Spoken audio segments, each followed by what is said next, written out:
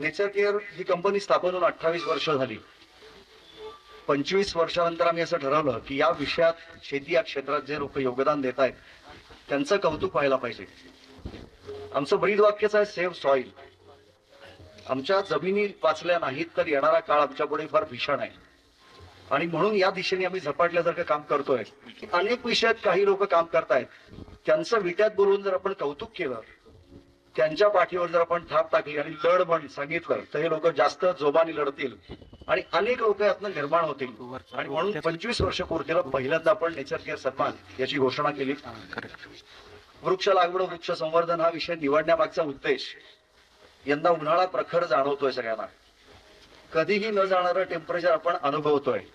आपल्याला एखादं झाड नाही लावायला जमलं तरी काहीही हरकत नाही, पण आपल्या इथे उगवलेलं एखादं झाड जे आहे ते कृपया तोडू नका. तर आपण सगळ्यांनी प्रयत्न करूया. आपण जे काही जेवतो, जे काही खातो ते विषयुक्त आहे का विषमुक्त आहे? नेचर केअरचा प्रयत्न विषमुक्त अन्न तयार व्हावं. मग आम्ही त्या भाजीवाल्याकडे किंवा दुकानदाराकडे असं विचारतो का की बाबा हे विषमुक्त आहे का विषयुक्त आहे? तुझ्याकडे काही सर्टिफिकेट आहे का? यांनी यांची जबाबदारी पार पाडली, माती शुद्ध करायचा प्रयत्न केला. आपली जबाबदारी आहे, जे मी शेतकरी म्हणून माझी जबाबदारी आहे की माझं शेत माझी जबाबदारी हे मी शुद्ध करणार आहे. आणि काय करणार आहे? जल जंगल जमीन याचं संवर्धन, कारण शेती म्हणजे संवर्धन करणं.